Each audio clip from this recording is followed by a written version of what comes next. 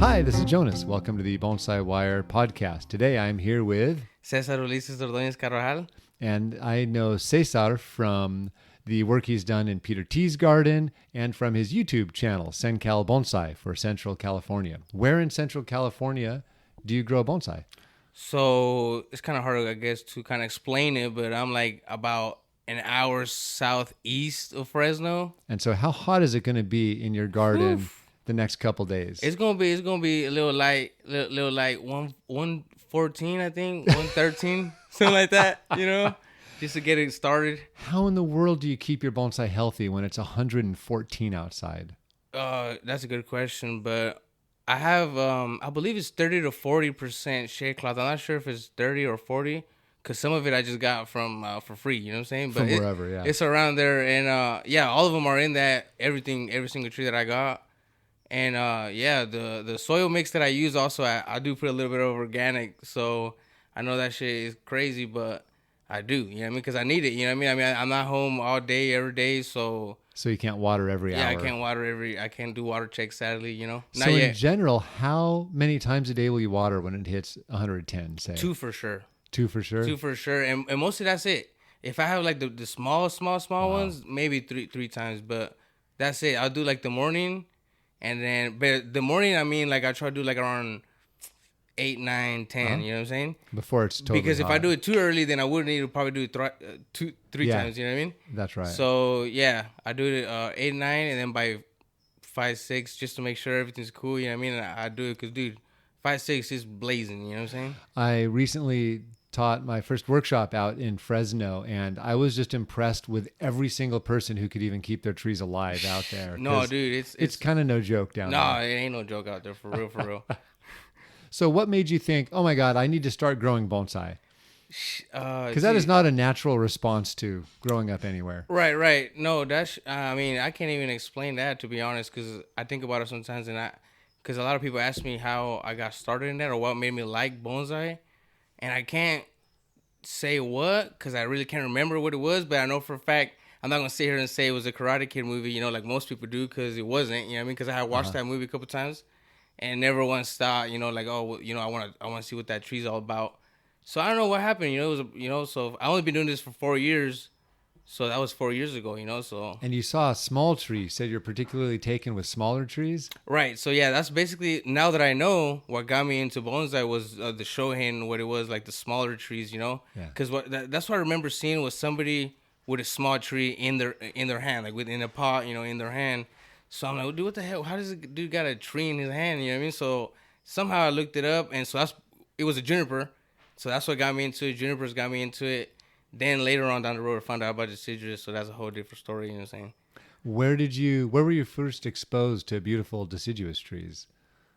Just online, cause I don't know nobody. I didn't know no bonsai people, no bonsai places. You know what I'm saying? Even though in Fresno there is the Clark collection and all that, but at the time I didn't know nobody. You know what I'm saying, or nothing. So it was just online, literally, just online.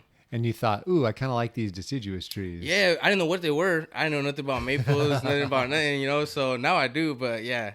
Oh, that's awesome. How did you decide how to learn deciduous bonsai? That's a hard question. I know, because or maybe you just put it hard for me. One day you're thinking, oh man, I kind of want one of these. I wonder how you work on those. Like, how did you figure out, how am I going to learn how to grow these things? Well, I didn't.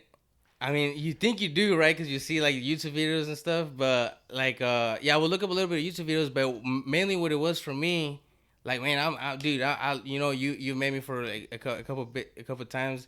So, dude, I love this shit. Like, you know what I mean, for real. So, when I found out first junipers, that was the first year. So I've been doing this for 4 years. That was the first year I found out, and it was nothing but junipers that I was kind of looking at, right, for the first year. And then started to kind of just getting deep into the junipers for about 2 years, 3 years. I think around around second year, third years when I started kind of seeing on Instagram just different posts from people with deciduous trees, and I'm just like, what the hell, like, like then I started realizing what a maple was, like a trident maple, a regular, like an elm. I didn't even know what the hell an elm was, Right. Like, what the heck, And then these cork things, I'm like, what the hell is this cork elm, like, dude, this shit's sick. Right. So mostly I would get a lot of Peter T's pictures. You know, that he would just be popping on the Instagram and everything. You know, so I'm like, dude, who the hell? You know, what is this? You know, so yeah, that definitely I think was like 75% of the reason I wanted to know what the series was about when I saw Peter T's trees. You know, because that is legit. You know. And at the time, you had been primarily studying junipers.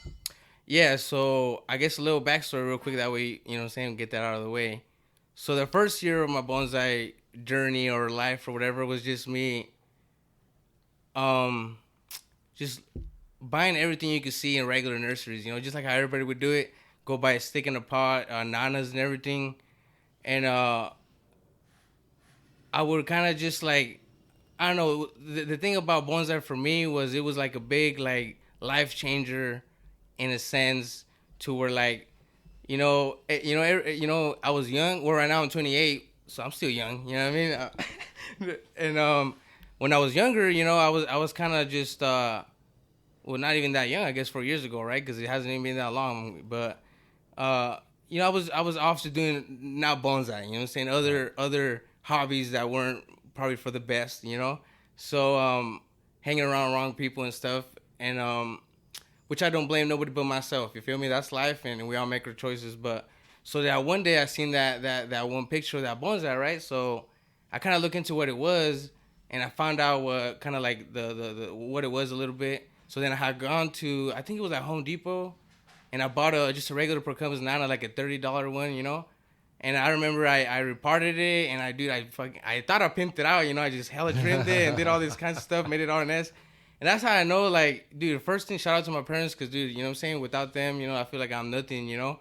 Like, they support me with anything, and bonsai, they like it, you know? Like, they see that I'm about it, you know what I mean? So they're right there. Yep. But, so that's how I know my mom really loves me, because I showed her my first tree, which I have in the cover photo of my Facebook. Dude, that, you know, she said, oh, that shit came out nice, and dude, that thing, you know, if you see it, yeah, that was not nice, you know? But, so, yeah, first year was kind of that, and so...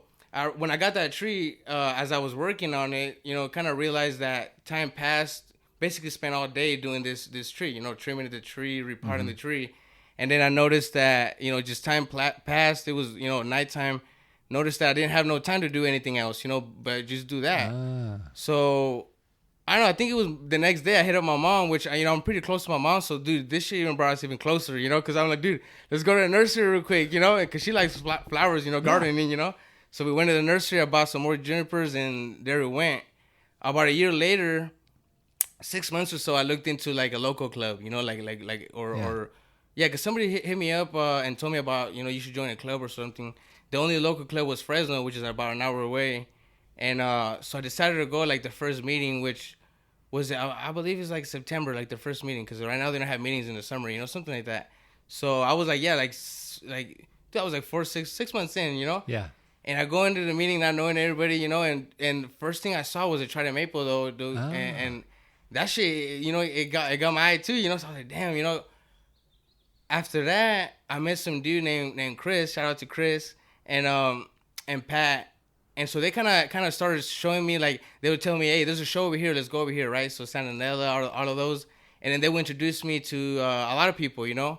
And they introduced me to David Nui.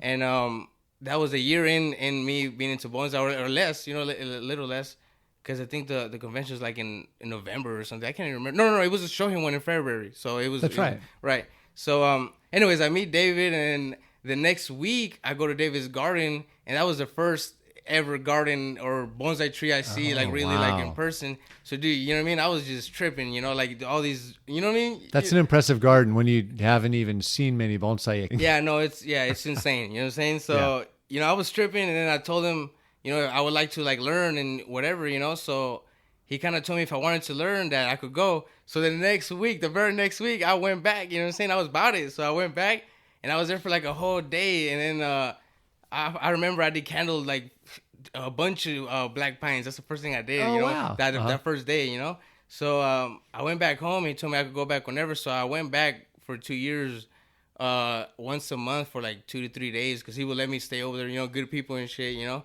And yeah, dude, shout out to them, because, you know what I mean, June and David, they're real good people.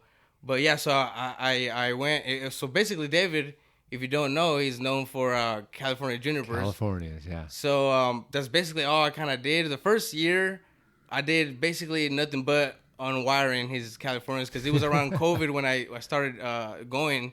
So he had no help for like about a year. Right. So a lot of his trees needed unwiring. So he a lot of people would go in and cap on me and be like, dude, you're doing like the grunt work. But at the same time, I was kind of with it, you know what I mean? Because I like the fact that I was kind of like, just, I don't know, like messing with these old ass trees, and then like I was going in the branches, like this branch itself is like 50 years old. You feel me? Like, right. So it was just trippy. So I did that, and then next thing I know, I noticed like when I got home and just messed around with my trees, and I had to unwire a tree, dude. I could unwire a tree like ASAP. You know what I mean? Just unwire a tree was nothing to me, So then I noticed how to wire a tree. You know what I mean? So then I started wiring trees, and it was a lot easier, I guess, than if I wouldn't have unwired bunch of California junipers, you know what I mean? Yeah, it's actually a great way to learn wiring is if you can unwire trees that were wired by someone who knew what they were doing. And it forces your hand position to be good, and it forces you to study the routes the wires took along the branches and just how to handle the trees. So especially those big California junipers, that's a lot of wiring. So you get to learn a lot just by seeing how he built those things. Yeah, the fun times. Well, what a great way to start actually hanging out in such a beautiful garden. He's got, I don't know how many it is, but lots of large California junipers on pedestals. And so when you first walk into that garden, you just see juniper, deadwood, and big canopies all over. Dude, and it's just really impressive. Hell yeah. I mean, yeah, impressive for sure. Yeah. Well, I was impressed. You know what I'm saying? I mean, I was new too, but I was impressed for sure, which was I went back, And it helps when they're such nice people. Oh, no, for sure. Yeah. Everyone knows how great they are. Yeah, for sure. They're nice. So yeah, I did that for 2 years. So that was like I was 2 years deep into that, And so 2 years. How many hours is that drive from your house down to David's place? Shit, dude, it was about 5 hours. Yeah, exactly. I mean, 5 hours there and then 5 hours back. 5 hours back. I mean? Yep. And so at first I would go one day, but that lasted a little bit. He was kind enough to offer me, a spare room in the back. He's like, dude, if you want to stay, the night or whatever, because you're driving all that. I was say less, bro. You know what I mean? All I wanted to do was bonsai at the time, so I was asked for like days off work, so I would be there for 2-3 days at least. Nice. You know what I mean? Just working nothing but trees. So yeah, it was legit for sure. That is awesome. And so that's how you got your foundation in bonsai then, is with David. Did you notice that you started seeing different things in your own trees or treating your own trees differently after having worked with David? Oh, for sure. That's no doubt. It's like I tell everybody that I meet, it might not look like it, but I pay attention, So dude, for sure, I feel like, and that's one thing that David also told me, that trees speak for themselves. So yeah, I saw it in my trees. You know what I mean? Like for sure, And then you decided you just want to keep driving even more, and let's find some more people that live just as far away. Basically, well, yeah. I basically just wanted to learn more about. So basically, I was learning junipers all day. You know what I mean, nonstop, and that's what I loved, because that's what got me into it. Junipers. Yeah.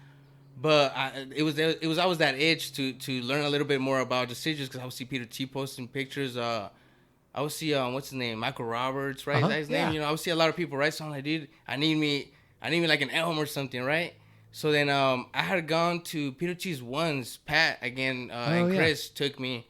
Because they went out there to look for some trees. And that's how I met Peter, And then Peter one day said, if you ever want to come back or with more time, or whatever, come back. And it took a couple months, maybe like 3 months, until I hit him up. And I'm like, hey, dude, if you ever need help on something, I'm down to help. I'm just trying to learn anything, you feel me? So, yeah, he told me to go by. And then I went. And, I guess he fucking liked me or whatever, So we kind of... It was cool, I started going there since it's been a year already, or a little more, yeah. And he gave you you started out with a juniper test? Right, yeah. The first day I went, he had a big old juniper. I mean, I'm guessing it's like 3 foot, like a shimpaku, or maybe it's a kishu. I can't remember now that I think about it. But it's a shimpaku, It's about 3 foot, and I guess he had got hit by spider mites that summer, so it was looking all raggedy, And he tells me, he goes, "Hey, well, are you here to help, or do you want to help, Because he probably thought I was kind of there to just chill, you feel me? But I was like, bro, let's do it, So he goes, well, this juniper, it got hit by spider mites or whatever. So we need to clean it up so that, it could gain vigor, get strength again, take out all the dead stuff, just clean up, clean up the branches. So I'm like, say less, dude. I literally had come off of basically 2 years of doing that, you know what I mean? So I was like, let's go. So I started just cleaning up the tree, and then he comes around like in a bit, checks my work, and I guess I'm pretty sure I don't know, I'm guessing he liked it, because he just said nice or whatever. And then one thing I do feel though is like I feel like I made his day, because bro, when I went, I felt like it was just sadness in there, it was just quiet, you know what I mean? That was all quiet, bro. And I got there and like, I was just, talking like we talking right now, and then everyone was just like, joking around, and everything. So it was a good time, you feel me? So he liked that I was, I guess, fast is what it was. Not that I was good, because I wasn't good, you know what I'm saying? I'm not good, I'm saying. It's just I did it kind of fast and decent. So he's like, oh, he probably thought like I didn't know nothing about bonsai or something, right? Which I don't, but I knew a little bit about juniper. Yeah, you know had what the I mean? practice. So I cleaned it up, and then he goes, yeah. And then he had I forgot what he had after he had me work on, So I was able to do that, and I worked on something else, I forgot what it was. But yeah, that's I think that's what happened, yeah. And how long a drive is it to Peter's house from your place? To Peter's is 3 hours, but I usually do like 3.5 depending on traffic. Oh, so that's fantastic. Yeah, then. it's better. Yeah, it's a quicker drive. I still go to David's once in a while, Yeah. So I still go to both places. So I'm still driving. What did your jaw do when you got to Peter's garden for the first time? Oh, dude, for sure. Like I felt like I literally felt almost like at David, like when it was that first day at David's when I was seeing all those junipers, but it was like it wasn't junipers. You feel me? He and this is the thing though. He does have junipers also that they're sick. You know what I'm saying? So yeah, I felt like again the same because I don't go out often. I don't go to most people's gardens either, but I have an idea of most people's gardens and this and that. So dude, I knew what I was looking at. You know what I'm saying? I'm like, dude, let's go. That's awesome. Yeah, that's how I feel every time I go to a great garden. It's just exciting to get to see the good trees. Yeah, for sure. I think every tree is exciting. They sure can in be. itself. So what have you been learning at Peter's place? Well, thankfully, ever since I started going, I basically have worked on nothing but deciduous, which is fucking sick funny. Because that's what I wanted to learn, you know what I'm saying? Yeah. And so, yeah, basically everything that's been, what would you say, like, that you do throughout the seasons, I've been... whatever the seasonal maintenance yeah, whenever is. whatever he puts me to do, I'll do it, you know what I'm saying? Defoliate, like, whatever, Great. Oh, that sounds like fun. And then, considering the traffic, how long does it take to get up here now? Yeah, that's the funny thing. You would be like almost the same as Peter's, but you're the farthest because of traffic. Because of the traffic, yeah. Well, no, actually, no. You're almost as David. Yeah. You're like 4.5, right? Yeah, it'd be, and without traffic, it'd be a little bit less than that. Yeah, no, without traffic, it should be 3.5. It's hard to find the right time of day to do that. Yeah, well, there's never a wrong time of day for bonsai, And that's what makes it easy. Yeah. Sun's out, sun's not out, doesn't matter. Well, as long as there's trees. After this, that's the sad drive, After this, the morning drive is cool. Well, and what's funny is that just being outside must feel like air conditioning to you this time of year because, it's maybe mid 70s today, low 70s, something like that. Yeah, no, yeah, I'm out here with... Not right now, but I was out here with a hoodie. Had your hoodie this morning, which is crazy to even think about because it's not hoodie weather over there where I'm from. You know what I mean? So you're still looking for more practice with deciduous, then I assume. Dude, it's not just deciduous. I feel like I'll do anything. You know what I mean? Uh-huh. So it's like I said, I still go to David's. You know what I mean? Once in a while. Or right now, time is limited. I'm guessing to everybody. You know what I mean? So I try to do the most I can. But yeah, I still go to learn a little bit of everything. Cause dude. Come on, 2 years. What's 2 years? You feel me? I need 6 more years, of learning. And even then, I feel like I'm just getting started. You know what I mean? And so what material are you developing at home right now? Well, at home, I got probably 90% olives. just because I'll be collecting olives all the time, because that's where they're at over there, So are you collecting from old farms, just neighborhoods? Like, where do you find all these things? All of the above, So I'm... literally right next to the foothills, right below the foothills. And right, it's all basically all agricultural land. And back in the day, it probably was nothing but olive groves out there. You know what I mean? So there's just leftover olive seedlings. Just bigger ones too everywhere. And yeah, so I'll get on my truck and just mob around, and so I've been working in agriculture for what, like 13 years. So I know a lot of people that work in the ranches around me. So it's, I know a lot of people, so I could just go mobbing You hit them up. Hey, you have any of these old olives on your property? Yeah, hell yeah, yeah. Yeah. And how long you been digging the olives for? Well, probably Is that mostly recent? I've probably been digging olives for like 2.5 years, 3 years. Oh, okay. But only like one here and there for me, like Gotcha. Now more like just crazy, like what? Whatever you can get your hands on. And like probably this year I've just been going crazy, because. So do they all live when you dig them? It's crazy because I'll probably get, I would say probably 90% of them live. Uh-huh. It depends how I get them, which is kind of weird. Also, what I've been noticing is they themselves are weird, in like some of them, like I said, 90% of them make them, and the ones that don't, there was no reason for them not to make them. If it makes sense, you know what I mean? Yeah. So they're all healthy to start with, right? Yeah.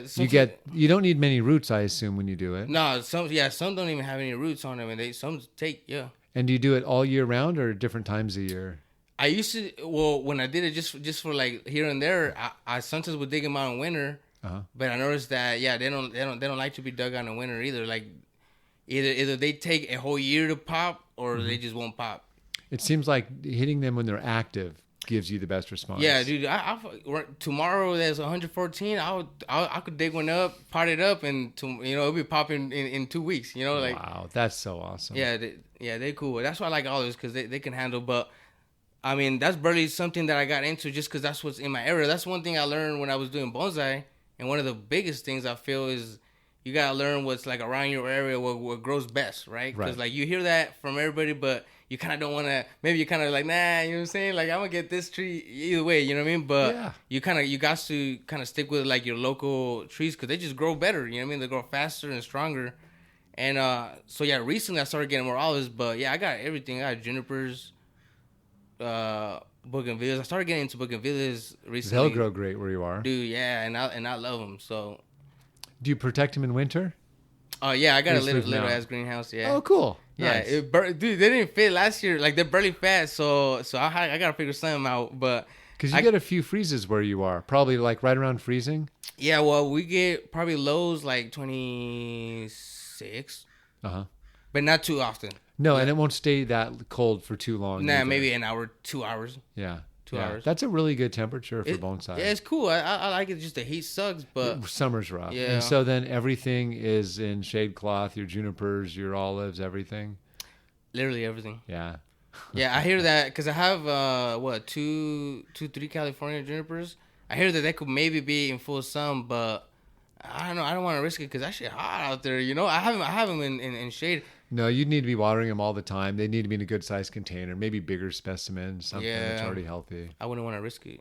Yeah, that makes sense. So, what do you want to learn next? Like, do you have any goals of what you want to do? Like, do you want to, as you spend more time in bonsai, do you have an idea of what you want your collection to look like or what skills you want to learn? Yeah, I definitely feel like, and dude, I hate to say this shit because I'm hurting my own feelings almost, But I feel like I'm almost gonna have a little bit more deciduous than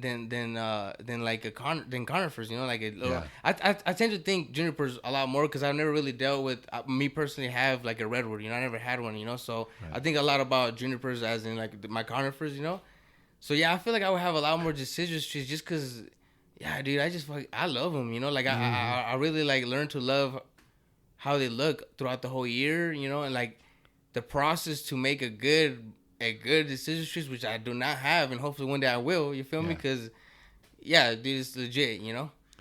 Deciduous are great because they offer the seasonality. You can tell what time of year it is by looking at them. Yeah, and after being to the Pacific Expo too, dude, what was it? That Hawthorne too? Sheesh, bro! I'm telling you, I need me some more deciduous because all I got right now is 2 elms, which those are not the best. Which another thing, I don't even get the best colors anyway where I'm from. You know what I mean? So that's not something I truly like. But I feel like who knows where life takes me, and I don't know. I don't think I'll be there forever. You feel me? So hopefully I get somewhere where I can get a little bit more color. Now, one thing you are lucky about is even though you've driven a long, long way to learn bonsai, you happen to live very close to one of the bigger growers on the West Coast. Oh, yo. Ed Clark. Yeah, Ed Clark, Round Valley. Have you been down to his place? Yeah, I was there like 2-3 weeks ago because I ran out of Nice. what do you call it? Black lava rock. Oh yeah. Yeah, and he's got fucking piles of that, you know. So great. I want to go get some of that, but not really tree shopping just because right now I don't got the funds for that. You know what I mean? I'm kind of just not trying to buy too many trees right now. You know, matter of fact, I'm selling trees, you know, because I don't need that many, you know. But yeah, he's like an hour and probably 10 minutes from me. Yeah, that makes sense. Yeah, because I'm out there in the middle of nowhere. Yeah, he is too, though. Yeah, neither of you all are close Yeah. to a whole lot right there. That general, everyone says Fresno, but it's really like up to an hour outside. Right? of Yeah, that. yeah. I'm not from Fresno. Yeah, Yeah. but Whole I'm different- around there. Yeah, yeah. No, Ed Clark, dude. I've been there maybe 3 times, and every time you do not have enough time in the day to. So for people who haven't been, tell us, how big is Ed's place? Dude, you know, I've been wondering this because I should have a rough idea of how much acres it is because it's acres. Yeah. Right? It's not hundreds of square trees. feet. It is You know what I mean? thousands. Yeah, of he got trees. thousands of every tree you want.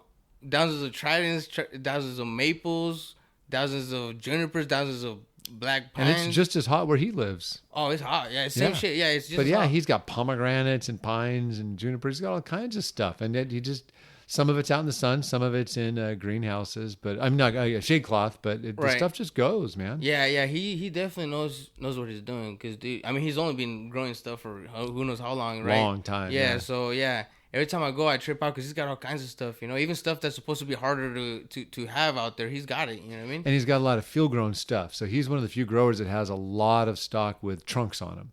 Yeah, little bigger a lot material. of trunks. Lots of trunks. Yeah, you need time. You need time when you go. If you're gonna go to Ed Clark's, you need time for real. Like you need at least, I would say 3 to 4 hours at least. You know what I'm saying? Because you need to take time. Yeah, I have a friend of mine. Last time he went down there, he has to almost plan to spend a night in the area because it's hard to drive to Ed from anywhere and spend half a day there. So that's facts. Yeah. Yeah, that's cool. So it's kind of fun. You're in this funny spot where you're not close to anything, but you're not terribly far away from a lot of different things. Well, I'm in CenCal. Yeah, exactly. exactly. I'm in the middle of everything, middle of East basically. And so, what made you think, you know what, I need to start up a YouTube channel?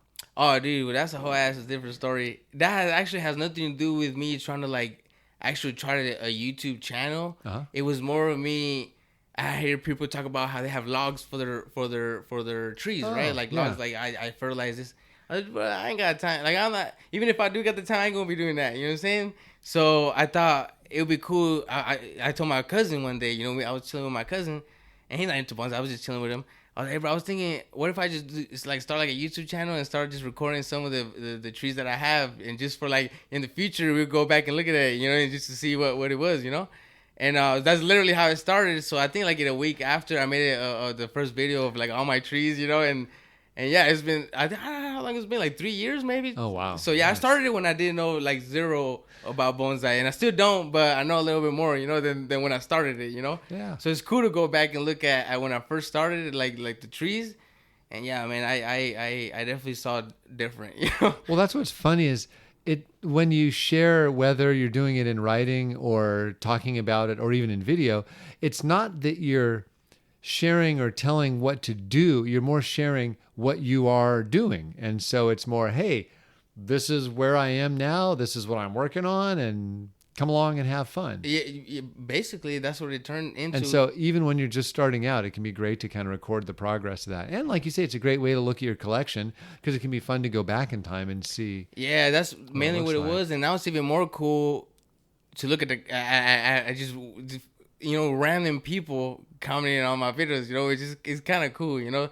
So like whatever likes I get, I think it's cool because it's like, it's just, I don't know, somebody stumbled across a random ass video of this random ass dude, you know what I'm saying, and fucking liked it, and then who knows, subscribe, because dude, I got 400 subscribers.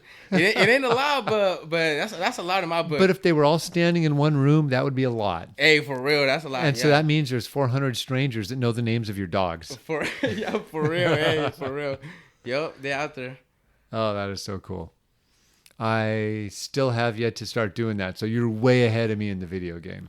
Well, yeah, no, because my my videos are straight raw. You know what I'm saying? Like if Oh, you actually throwing little edits in there. yeah, those are like the edits I do. I throw a little meme in there or something, you know. But that brings me to shout out to everybody that makes YouTube videos because, dude, so much work. That's tough. Editing is not fun like at all. You know what I'm saying? Like I hated that. I still do, but I still do it. You know what I'm saying? Yeah. The little bit I do, because I don't do that much. My shit. Can you do it on your phone? Do you do it on a computer? Yeah, I do it on my phone. Every time that on my is phone. so cool. I record on my phone. I edit it on my phone. It's like a little app I have, and I upload on my phone too. You know. That's awesome. Technology nowadays. Yeah.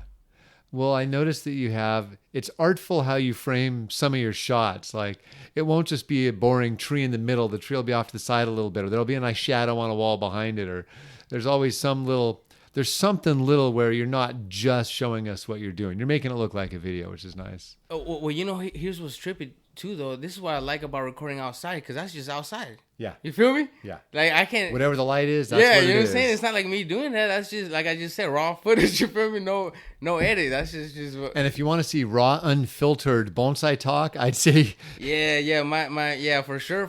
Warning, my videos aren't for the lighthearted, you know what I'm saying? Because we out here doing work, you know what I mean? Exactly. We gotta do what we gotta do, you know what I mean? So, yeah. I'm doing it. I enjoyed the elm video in the, quote, big-ass pot, I think, that was in the, like... I forget if it was in a flat or a cement mixing bucket or something. Flat or whatever, yeah. Yeah, and then all of a sudden, by the end of it, it's in a pot. It's been trimmed, and that's definitely one of my favorite trees. And a matter of fact, I got that from Ed Clark. Oh, cool. Back, dude. That was like a long time ago. 2 years for sure. Yeah. Because when I got it, I remember I was even scared to repart it. I left it in the because he had he field grows his stuff, but inside the pots, a lot of them, Yeah. So he was in that pot he told me like 13 years or something, like 15 years or something. But I was scared to repart it. That. Well, because it looked old for its size. It actually had nice bark on it. Yeah, I have it on Instagram how old it was, but yeah, it was pretty old. So I was scared to repart it, and I left it. It was completely root bound, But I left it until the next spring. I was like, dude, I think it's about that time. And when I went to go repart it, I was still scared, so I didn't repart it right. And yeah, that's what the whole video was about, basically. So how did it grow after that? Dude, just fine. Oh yeah, it's stuck in right now. It's an elm. Yeah. Yeah, dude. I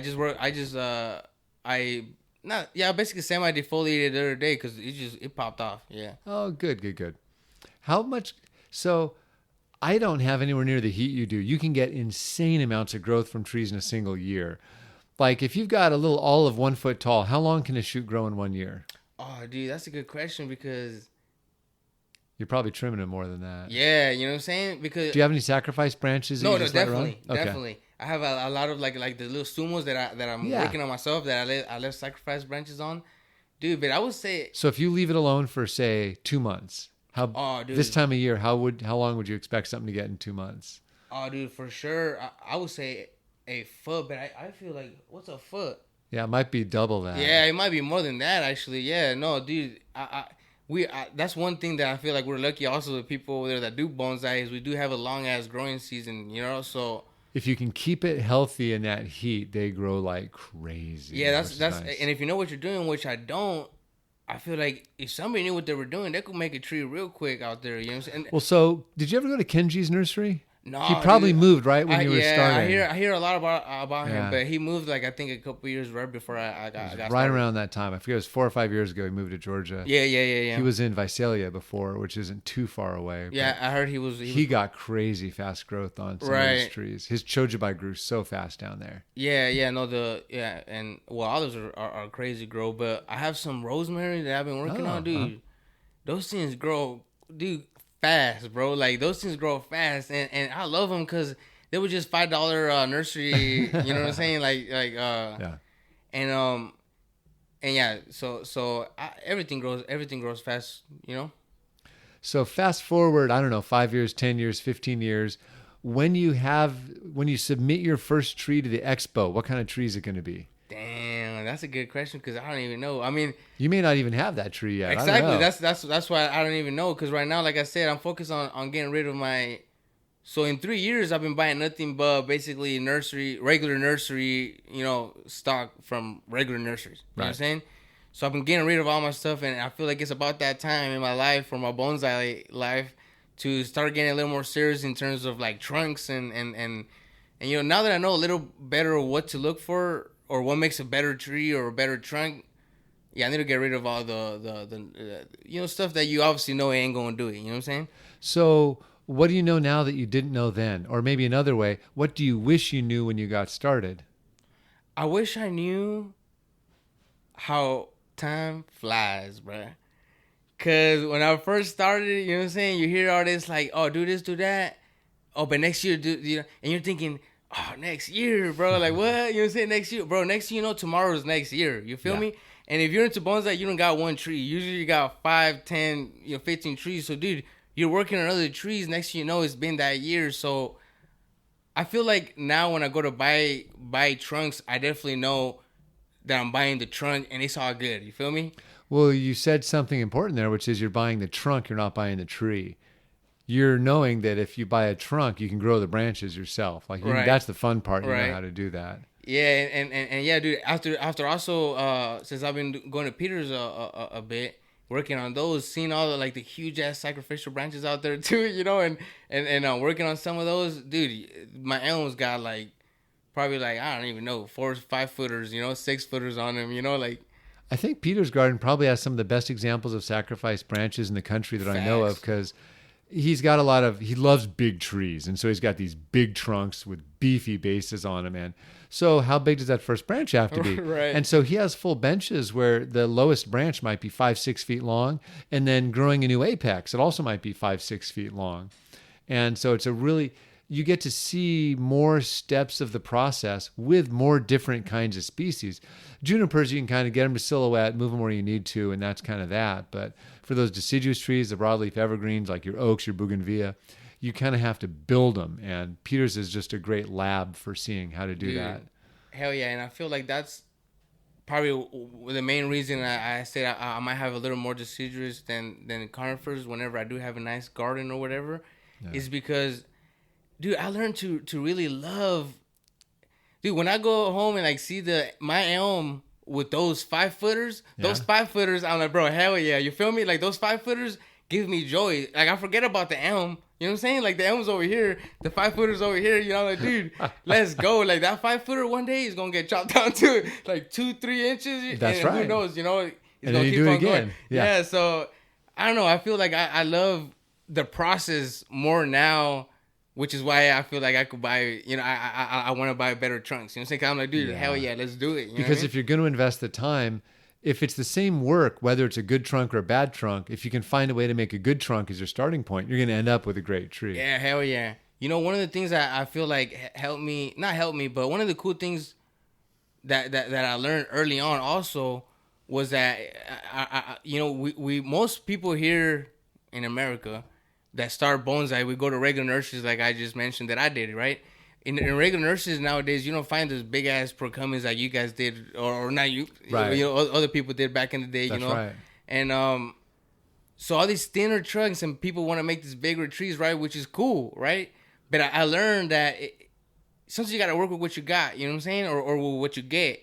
So the ratio of the size of the trunk to the size of the tree matters a lot when the trunk is only an inch thick. That's right. You know what I'm saying? You don't have as much flexibility for those tiny little trunks. So I feel like that in itself was cool, because then I realized that, you know what I mean, like kind of what you really needed to make more of a nicer looking tree to your eye, than just like a stick and just 2 foot long with nice foliage or nice silhouette. You know what I'm saying? That's right.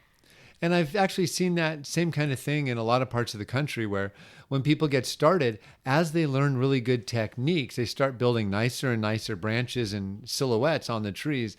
But if the starting point was really modest, you only end up with a really pretty tree that may not have that same character. And so it's not just the size. You've got to look for those trunks that have whatever the character you like, the movement. Do you feel like you're a much better gauge of the movement you're looking for, or the character, the bark, the scars, the whatever on the trunks? Yeah, for sure.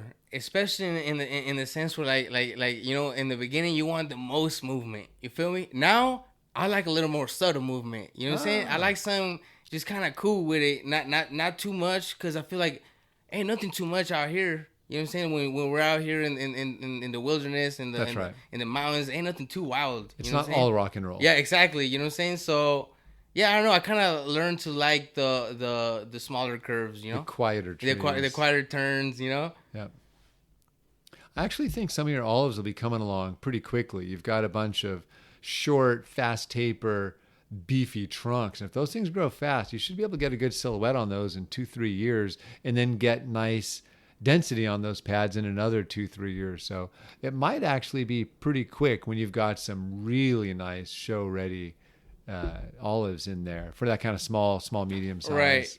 Yeah, I feel like I feel like yeah. Hopefully, I keep on learning how to do it, and if I do, I feel like that's probably how long it'll take, which seems like a long time, but it's not really. You feel me? Well, we're going to be doing something for the next 5 years. If we're lucky enough to be around in 5 years, and we're going to be doing something with our time. So yeah, for when I had some of the ones I've been working on for 2 years, I feel like for 2 years they're pretty cool, coming along pretty cool. You know what I'm saying? Yes, for sure. As long as you've got the branches where you need them, then the rest is just the fun part. Yeah, you keep on trucking.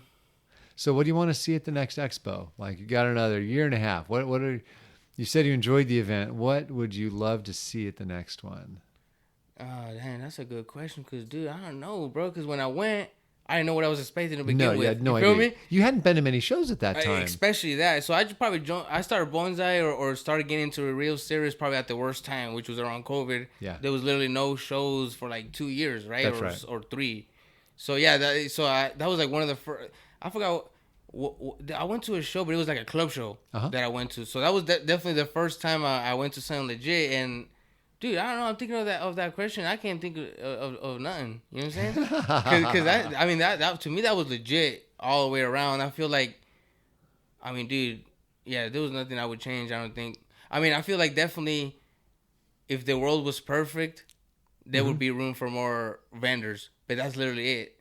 But in terms of like the bonsai you want to see on display, like in the exhibit, are there some species you want to see? Are there some styles or sizes? Oh, nah, dude. I feel like, most of the stuff that kind of how you said that you wanted to have a lot of, domestic trees or whatever you want to call it, right? Yeah. Dude, I'm with it. You feel me? Like, I like all that. I do like how like, I like imported trees because of dude, that was, most of them is like done almost legit. You feel me? It's like kind of what you want to do or what you think of sometimes, right? But dude, we're in the West Coast. You feel me? Like I feel like you're right. The I love how we have the redwoods. You feel me? Because dude, like to me, it felt like, I don't know, more of a definitely a home. How would you say that? Like an American bonsai show. You feel me? Yeah, it's a different feeling when you show off the species that grow in that area. It's something that other areas will just. Their shows will be different because they'll have different trees in those shows too. And it just makes it a little more exciting when you see things you haven't seen before. Yeah. And so we're lucky. We've got a good history of that, showing oaks and redwoods, but there are different kinds of oaks. And as you travel around, you get to see maybe the deciduous trees have a little different branch pattern, or maybe the oaks have a little different bark or different something. Yeah, it was definitely cool to see. It's cool to see everybody's work. You feel me? Like how many people there's doing bonsai legit. You feel me? Like you're looking at these trees and these trees are all legit. Like there's no, you know what I'm saying? Like there's no way around it. You know those trees aren't accidentally looking the way they look. Exactly. You feel me? So it's cool to know that. I don't know. I guess there's a lot more people than you would think. You know. Now, one thing you probably learned way less about just working on whatever trees you could find were the display aspects. And so when it comes to pots and stands, like, did that mean anything to you? Does that add much to the show, or are you still like, whatever, in it's terms fine? of stands, I'm not there yet. You feel me? Like I like a stand and I don't like a stand. You know what I'm saying? Yeah. But in terms of pots and trees, for sure. You know what I mean? I could pick what I like or what I don't like. But I also feel like with pots, almost all of them are nice. If that makes any sense. When they're paired up with the tree, they're paired them up for a reason, especially at the show. You know what I'm saying? Right. So they each have their own aspect to it. So I don't know. I feel like the pot is just like the tree, to where like it has its own personality. You know what I mean? Yes. So yeah, I don't know. I like all colors, shapes, and sizes. You feel me? And that'll probably change as you get going, where you start to look at the same tree in different containers. Maybe you notice the trunk more. Maybe you notice the branches more. Maybe you notice flowers more, the foliage more. And that, just the more you repot, the more you'll get to find out, oh, I like the way the yellow looks on that one, or maybe the more brown looks on that one. Right. Yeah, I need to do more bonsai. And so Peter's house would be a good example of that because you can see all those show level trees where you can kind of take advantage of all that. Yeah. No, half the time I'm mind blown when I'm out there. Understandably. So today I think I found one of the most challenging trees for you to work on all day long, and you're still smiling somehow. Did you go cross-eyed at all while I worked on that thing? Not that. Well, I can't see my eyes, so I don't know if I did or not. But now, I mean, I tried to do as best I could, but that thing is huge. So we out here, you know. Since I worked on a large azalea, I'll try to include a picture on it with the episode to see. But it's a really dense azalea. I mean, we have really big, dense trees of any species. That usually means lots of little cuts to get to the density you want. And yeah, definitely thousands of branches. Yeah, and you just kind of attacked it and started at one end until you got to the other end. Hell yeah, hey, we gotta do what we gotta do. Yeah. Now, do I have to stay up all night to finish that, or can I worry about finishing it some other time? Well, I don't know. That's on you. You want to stay up? Point. You want to stay up or not? No, I want to sleep. I definitely want to sleep. Yeah, tomorrow's Friday. It's a problem. All right, so we know what's next for you. We know what you want to do. What else might you want to say to bonsai people who are getting started out there? I don't know. Because you're such a fun story of you really did it on your own. You did not have anyone in your backyard next door. You know, right. I grew up 5 blocks away from where Boone lived. Like I had some easy teachers really, really close by. Yeah, and that's funny. Yeah, because, dude, I think about it sometimes, and I don't know how the hell, you know, I don't know nobody near that knew anything about bonsai, you know? So it was pretty cool that, I don't know, I found it, and I'm glad I found it. You feel me? Because it definitely, I feel like I met nothing but great people through it, you know, nothing but good people. So yeah, I feel like, yeah, if you're barely starting, you better keep on going, because you know what I'm saying, it's a good hobby, I feel, and a good community for sure. It's a great community. I think that's one big reason why people keep sticking with it. Yeah, dude, I love the trees, I love bonsai, but yeah, I've made hella good friends, so that's a plus, you know what I'm saying? That's solid. People that I never would have been chilling with if it wasn't for bonsai. I feel completely different people, but we out here. So where can people find you on Instagram or YouTube?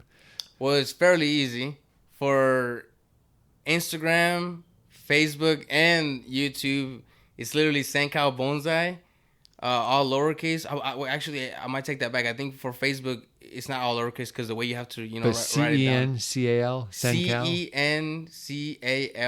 CenCal Bonsai. CenCal Bonsai. Central California Bonsai, because we out here. And then you'll see what Cesar is up to. Yeah, just a little, you know, nothing special. You feel me? Just somebody that's barely getting started. But exactly. I feel like this is just the beginning to a lot more trees in my future. You know. Well, that sounds fantastic. Thank you so much for chatting today. Thank you for having me. All right, take care. Yep.